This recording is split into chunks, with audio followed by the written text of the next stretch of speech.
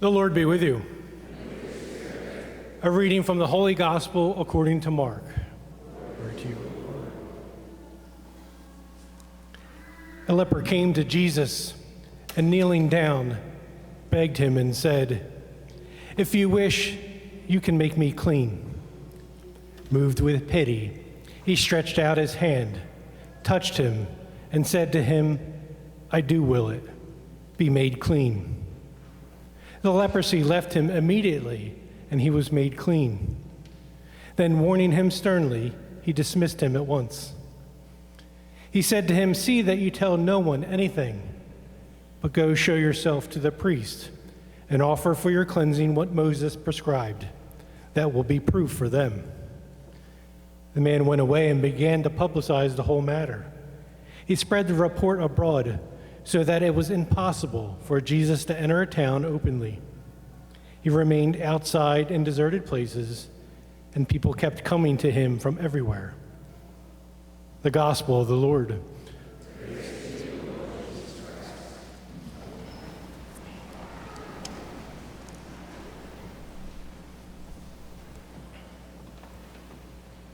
They shall rend or tear their garments, cover their beard, and keep their head bare. They should make known to everyone about their condition by crying out, "Unclean." They should dwell apart from all others, living outside the camp. This is what we heard in today's first reading for the requirements of someone with leprosy to live. By doing these things, the person was set apart from others, separated from the world around them, made to be isolated and alone. Today we celebrate the sixth Sunday in Ordinary Time, and we hear the Gospel of Mark, where Jesus heals a leper who kneels and begs him to make him clean. He begs him to be relieved of all those burdens that we heard about. He simply begs him for mercy. Now, this is a powerful story that shows us the compassion and the authority of Jesus, who not only cured the man's physical disease, but also restores his dignity and his place in the community. See, this leper, he was an outcast, a person who had to live apart from others, and who had to announce his presence by shouting, "Unclean, unclean," to everyone. He was considered impure and contagious, and he could not participate in anything that a normal, clean person could do. He couldn't even participate in the worship of God or be around people. I think we can agree that what this person with leprosy had to deal with, had to live with, the isolation, the loneliness, and the fear, I think that can give us some sense of what it is like to live with sin. Now, this can all change when we have faith in Jesus, like the leper and his faith in what Jesus could do for him. We read he approached him, knelt down before him, and said, "If you wish, you can make me clean." Notice he did not demand anything from Jesus. He did not think he deserved or needed or deserved to be healed, but he humbly acknowledged his need and his dependence on God's will. He trusted that Jesus had the power and the desire and the love to heal him. And we know Jesus did not disappoint. We read that Jesus was moved with pity, and he stretched out his hand and touched him. Now remember all those things that we read in Leviticus. This must have been shocking to whomever was around them, because no one was supposed to touch a leper. But by doing so, Jesus risked becoming unclean himself. But we know that he did not care about that.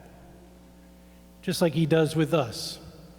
He cares and ministers and shows mercy to the very person in front of him. He who needed his touch more than anything else. Jesus said to him, "I do will it, be made clean." And immediately the leprosy left him, and he was made clean. Jesus spoke with absolute authority, and his word accomplished exactly what he said. He showed that he was the Lord of life, who had the power over all things, including disease and death, both physical and spiritual. Jesus then sent him away with a stern warning. "See that you tell no one anything, but go and show yourself to the priest and offer for your cleansing what Moses prescribed. That will be proof for them." Jesus did not want to draw attention to himself or to his miracles. He wanted to avoid the crowds and that misunderstanding that can come when people get together and that could hinder his mission.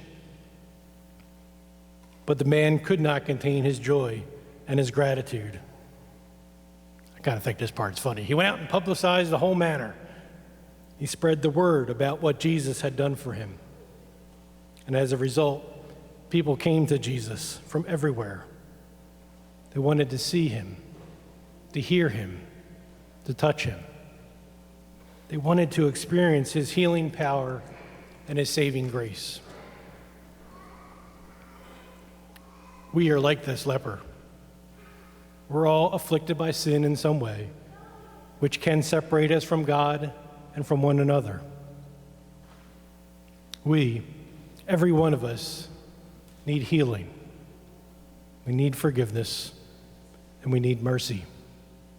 We are invited to approach Jesus with faith and humility and ask him for what it is that we need.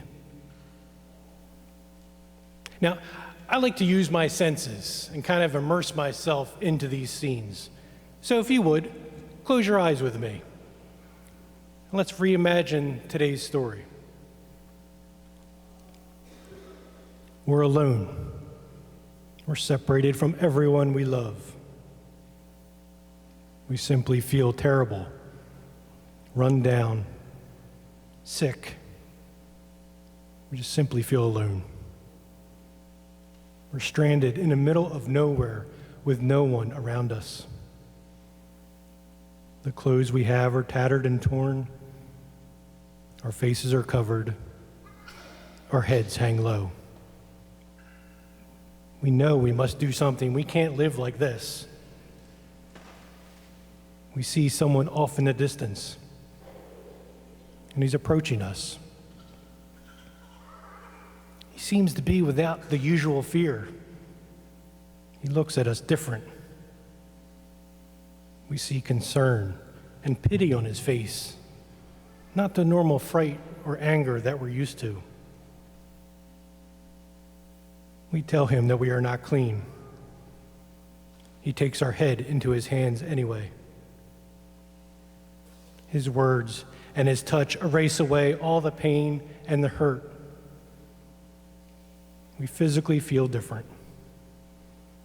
We no longer feel terrible or sick or lonely.